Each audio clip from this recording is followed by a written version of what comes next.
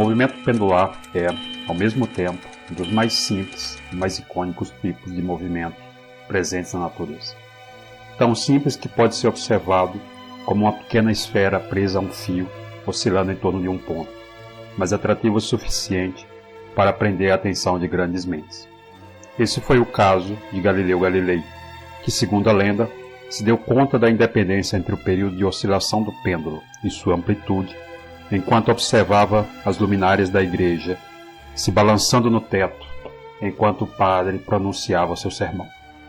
Tão rico pode ser esse movimento, que o pêndulo reapareceu no século XIX, no famoso experimento de Foucault, para provar o movimento de rotação da Terra em torno de seu eixo. O movimento pendular é simples, mas pertence à importante classe de fenômenos oscilatórios, onipresentes no comportamento de movimentos da natureza. Na primeira parte da nossa discussão sobre oscilações, nós vimos que uma energia potencial, que tem um mínimo num certo ponto, tem associado a ela, não importa qual forma tem essa energia, em torno da região onde esse mínimo está presente, uma força que será aproximadamente igual àquela da lei de Hooke.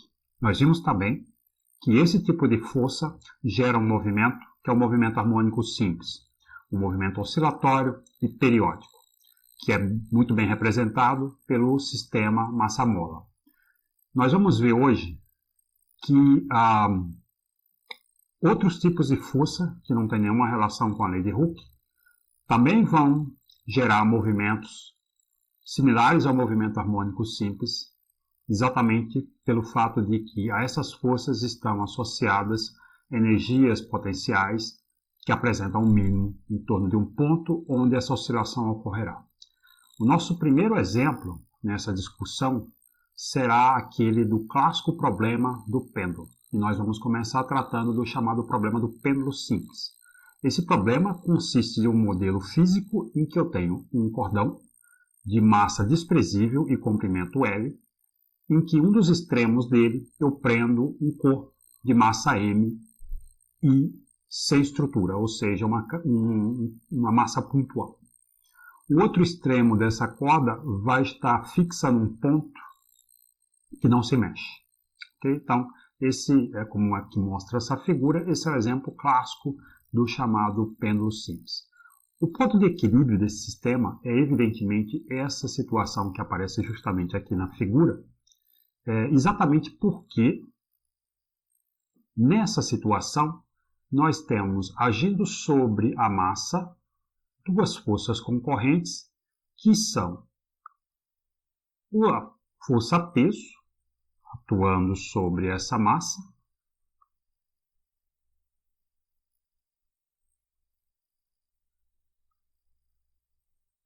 e a tração da corda que atua em sentido oposto.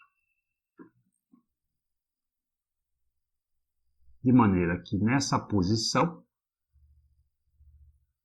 a força total é zero, uma vez que não existe movimento nem ao longo da direção vertical, nem ao longo da direção horizontal. Ok? Bom, voltando para a nossa transparência, então nós temos um sistema como esse aqui ilustrado, onde aqui aparecem as forças e as direções importantes para o problema. Aqui na figura B eu destaquei apenas o diagrama de corpo livre, ou seja, das forças que agem sobre a massa, quais sejam essas forças, a força de tração que o fio faz sobre ela e a força peso. Notem que nessa segunda figura, essas forças elas estão representadas num plano que é o plano da direção tangencial da trajetória que a curva vai fazer, ou seja, ao longo da direção do comprimento de arco dessa oscilação que a massa faz, e a outra é a direção perpendicular, que é justamente aquela alinhada com o comprimento do fio. Então, nessa direção eu tenho uma tração, enquanto que nessa direção ao longo do comprimento de arco eu tenho a força peso fazendo um ângulo θ com a direção vertical.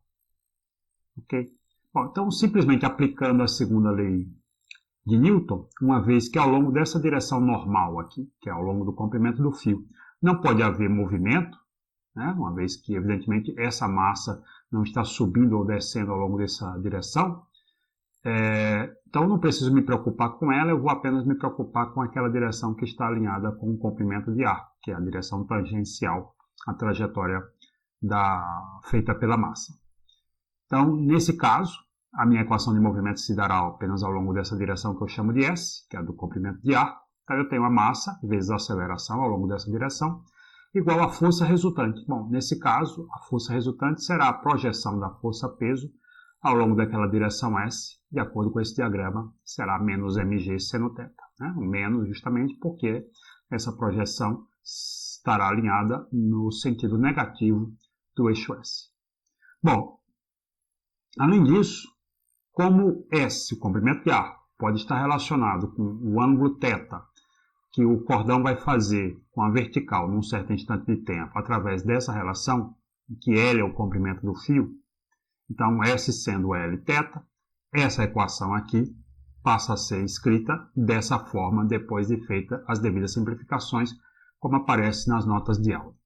Notem que eu tenho aqui um termo, seno de θ, e aqui no primeiro termo a segunda derivada de θ com relação ao tempo. Essa daqui é uma equação diferencial ordinária, no entanto, ela é uma equação diferencial não linear, devido à presença desse termo não linear, que é o seno de θ.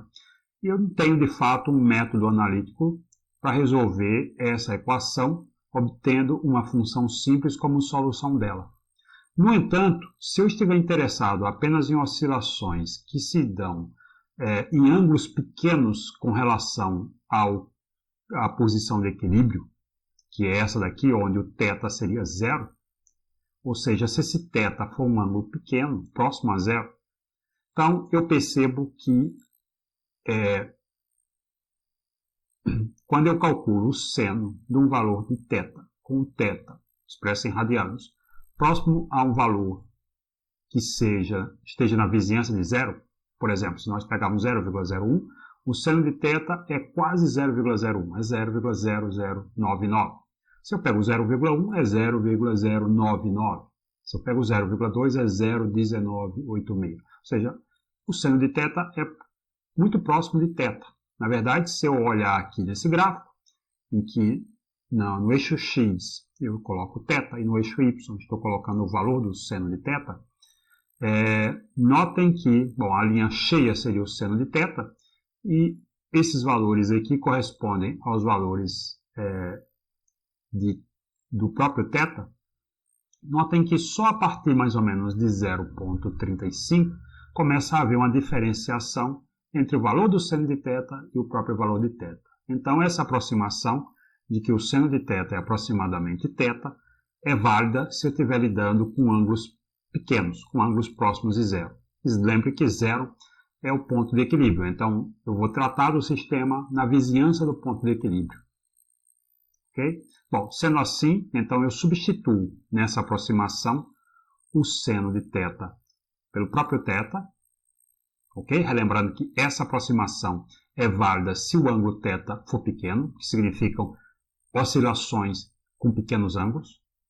Tá? Não vai valer, evidentemente, se eu estiver interessado numa oscilação em que essa massa execute um movimento de 360 graus em torno desse ponto, tá? Ou mesmo 180, se eu deixar essa massa vir até esse ponto aqui, por exemplo.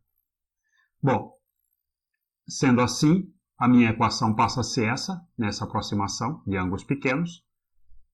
E quando eu comparo essa equação com aquela que nós já fomos apresentados, que é a equação do sistema massa-mola, do movimento harmônico simples, vejam que se eu substituo θ por x, eu tenho exatamente a mesma coisa, sendo que essa constante aqui vai fazer o papel do ω0 ao quadrado. Então, dessa maneira, eu percebo que para ângulos pequenos, o meu pêndulo simples vai se comportar exatamente como o sistema massa-mola, com uma oscilação que vai ter uma frequência angular dada pela raiz quadrada de g sobre L, onde L é o comprimento do fio e g, evidentemente, a aceleração da gravidade na Terra. Bom, se a frequência angular é essa, O período, que é 2π dividido pela frequência angular, se dará dessa forma aqui, com o período dependendo do comprimento do fio. Tá? Notem que, assim como, evidentemente, o caso do oscilador harmônico simples, esse período é independente da amplitude de oscilação. Então, nós temos para o pêndulo também um movimento isocrônico, que acontece com independência, o tempo do período ocorre com independência da amplitude. Bom, evidentemente que, uma vez que as equações são semelhantes, eu poderia dizer que a solução, a função horária, que vai determinar a posição angular em que essa massa vai se encontrar num determinado instante de tempo, poderia ser dada, em semelhança à solução do movimento harmônico simples, como um θ de t, que seria igual a uma amplitude, que eu vou chamar aqui de um θ máximo, que seria a amplitude angular, vezes o cosseno de ω0t mais uma fase φ. Okay? Exatamente semelhante à solução que eu tenho para a função horária do oscilador harmônico simples, em que eu tenho lá uma posição x, okay? E uma amplitude A. Bom, outro sistema em que eu também vou encontrar essa semelhança é o do chamado pêndulo físico. Um pêndulo físico difere do pêndulo simples pelo fato de que, ao invés de ter uma massa pontual, nesse caso eu tenho um corpo com estrutura. Poderia ser, por exemplo, uma régua, como aparece aqui na ilustração, ou poderia ser um corpo de um formato aleatório, como esse que aparece aqui na figura esquemática. Tá? Então, eu prendo esse corpo num ponto O, esse ponto O está a uma distância d do centro de massa do corpo, e em torno desse ponto acontecerá a oscilação. Bom, como se trata aqui de um corpo rígido, então, ao invés de usar a segunda lei de Newton diretamente, eu vou usar a segunda lei de Newton na forma rotacional, okay? Que é, relembrando lá a física 1, diz que, ao invés da força, eu tenho o torque total sobre aquele corpo, em relação ao ponto O, nesse caso, será igual o produto do momento de inércia vezes a aceleração angular. Okay? Bom, o torque total para o nosso problema vai advir, no caso do pêndulo simples, apenas com relação à força-peso, okay? Que age sobre o centro de massa do corpo. A força de contato entre o corpo e o ponto em torno do qual ele vai executar a oscilação não gera torque porque a distância entre o ponto de aplicação da força e o local onde eu quero calcular o torque, que é o meu R aqui, nesse caso seria zero. Então, a única força relevante aqui para mim é a força-peso. Bom, para esse problema, como também está detalhado lá nas notas de aula, nós temos essas quantidades aqui como sendo o R, o vetor que localiza a partir do ponto em torno do qual a rotação vai acontecer, a força que gera essa rotação, que nesse caso é a força-peso, então é esse vetor R aqui, né, dado por essas coordenadas no plano XY, a força-peso, e aí eu calculo simplesmente esse torque, né, e uso a expressão, relembrando aqui vamos deixar explícito aqui, então eu uso a relação que é aquela que me diz o seguinte, deixa eu escrever isso aqui, que o torque será igual ao momento de inércia calculado em relação ao eixo de rotação, então em relação ao ponto O, vezes a aceleração angular. Lembrando que essa aceleração angular trata-se da segunda derivada do ângulo θ com relação ao tempo, sendo θ o ângulo que esse eixo horizontal faz com o vetor R, tá? E, nesse caso, essa aceleração está alinhada ao longo do eixo Z, que é um eixo que sai do plano, aqui é um eixo perpendicular ao plano XY. Bom, então sendo assim, todos esses detalhes, repito, vocês vão encontrar nas notas de aula. Eu tenho essa equação aqui, aplicando essa equação da segunda lei de Newton nessa forma rotacional. Eu vou encontrar essa equação e novamente eu tenho aquele seno de θ, que aparecia já no caso do pêndulo simples. Assim como eu fiz lá, aqui também eu vou admitir que eu tenho que lidar com uma situação de uma oscilação para pequenos ângulos, então esse seno de θ vai ser aproximadamente o próprio ângulo θ. Dessa maneira, eu tenho essa equação para o movimento do meu pêndulo físico, se o θ é um ângulo pequeno. Okay? Então, comparando essa equação com aquela do oscilador harmônico simples, evidentemente, eu percebo que, trocando θ por x, eu tenho a mesma estrutura e essa constante aqui fará o papel do ômega zero ao quadrado. Então, o pêndulo físico é um oscilador harmônico simples, para o caso de oscilações com ângulos pequenos, com a frequência angular dada pela raiz quadrada do produto da massa, pela aceleração da gravidade, pela distância entre o eixo de rotação e o centro de massa, dividido pelo momento de inércia calculado em relação ao eixo de rotação. E, portanto, o período de oscilação desse pêndulo físico se dará por essa expressão aqui. É bom recordar um pouco sobre o que nós aprendemos em Física 1, que geralmente quando eu tenho um corpo rígido, é mais frequente encontrar o valor do momento de inércia desse corpo rígido calculado em relação a um eixo que passa pelo seu centro de massa. Nosso problema, a gente precisa usar o IO, ou I0, que é o momento de inércia calculado em relação não ao centro de massa, mas a um eixo que passa no ponto O. Okay? Então, como é que eu vou relacionar o valor do momento de inércia calculado em relação ao centro de massa com aquele que passa em um outro ponto qualquer? Então, para isso, nós fazemos uso de um resultado lá de Física 1, que é o chamado Teorema dos Eixos Paralelos, que diz que essa relação aqui é verdadeira, relacionando o momento de inércia em relação ao ponto O com o momento de inércia calculado em relação ao centro de massa, em que essa relação se dá simplesmente pelo acréscimo desse termo aqui, que é o produto entre a massa total do corpo vezes o comprimento L ao quadrado, onde esse comprimento L é o mesmo comprimento D que aparecia na figura anterior, ou seja, é a distância entre os dois eixos, aquele que passa no ponto em torno do qual o corpo rotaciona e um ponto por onde passaria o centro de massa do corpo. Ok? Bom, então o último exemplo que nós vamos avaliar nessa lista de problemas dos sistemas oscilantes é aquele do chamado oscilador hidrostático.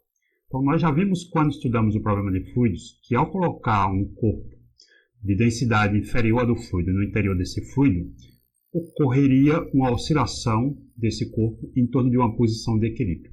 Então imagine que eu tenho uma situação em que eu tenho esse cilindro, mostrado aqui na figura. Tá? Esse cilindro tem uma altura, uma certa altura, e uma altura H do cilindro está imersa no interior do fluido quando o corpo alcança a sua posição de equilíbrio, ou seja, a posição em que a força-peso e a força de empuxo se igualam. Então, se eu coloco esse corpo nessa posição parado, ele vai continuar parado.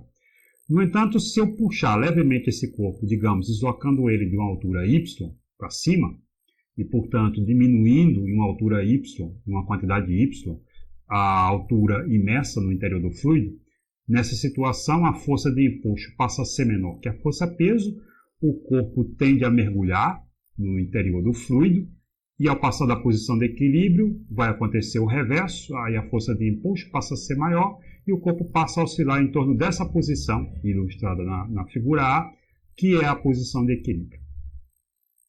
Então, nós vamos mostrar que essa oscilação, de fato, é uma oscilação do tipo harmônica simples. Para fazer isso, vamos considerar essas duas situações ilustradas aqui e escrever as equações apropriadas para elas e daí obter a equação de movimento para esse cilindro. Okay? A primeira equação, ilustrada na figura A, é a equação da condição de equilíbrio, em que o peso é igual ao empuxo. A segunda equação é a segunda lei de Newton para essa situação aqui. Então, como nessa situação o corpo vai se mover com uma certa aceleração ao longo da direção y, eu tenho massa vezes aceleração ao longo da direção y igual à força resultante sobre o corpo. Qual é essa força resultante?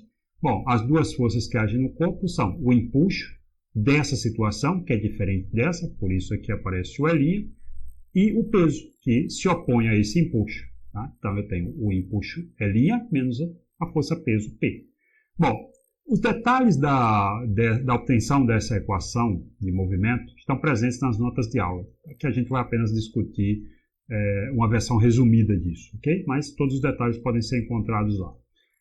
Então, simplesmente usando essas duas condições aqui, eu posso passar dessa equação do movimento do corpo ao ser retirado da sua posição de equilíbrio para a equação mostrada aqui, nessa parte, em que, comparando com a equação de movimento do oscilador harmônico simples, eu noto uma total semelhança, desde que esse termo constante aqui, G sobre H, faça o papel do ômega zero ao quadrado. Okay? Então, eu percebo que nessa situação, diferente do que foi o pêndulo simples e o pêndulo físico, eu não preciso sequer fazer uma aproximação em torno da posição de equilíbrio, como lá eu fazia para ângulos pequenos. Aqui eu nem sequer preciso fazer isso, porque nesse caso o sistema já é naturalmente um oscilador harmônico simples com a frequência angular que é dada pela raiz quadrada da razão entre a aceleração da gravidade e a altura do cilindro imersa no interior do fluido na situação de equilíbrio H. Okay? Então, dessa forma, eu percebo que o cilindro vai executar em torno dessa posição um movimento harmônico simples, cujo período é dado por essa expressão aqui, como era o caso do sistema massa-mola. Okay? Então, com isso, nós mostramos que sistemas sobre os quais agem diferentes tipos de força, como foi os casos dos dois primeiros exemplos, com o pêndulo, em que a força em questão era a força-peso, ou o sistema como o oscilador hidrostático, onde as forças presentes são a força de empuxo e a força-peso, naturalmente. Mesmo em situações completamente diferentes, como essas todas, pelo menos em torno da posição de equilíbrio, esses corpos exibirão um movimento do tipo harmônico simples, com oscilações caracterizadas da mesma maneira como o sistema massa-mola, justamente por conta dessa universalidade que existe de que qualquer força que tenha associado a ela uma energia potencial que possua pelo menos um mínimo, em torno da região em que esse mínimo está presente, o movimento do sistema será do tipo harmônico simples. Além dos exemplos que vimos em nossa análise a respeito de sistemas oscilantes e de outros similares mecânicos, uma variedade de outros casos também se encaixam no perfil de oscilações.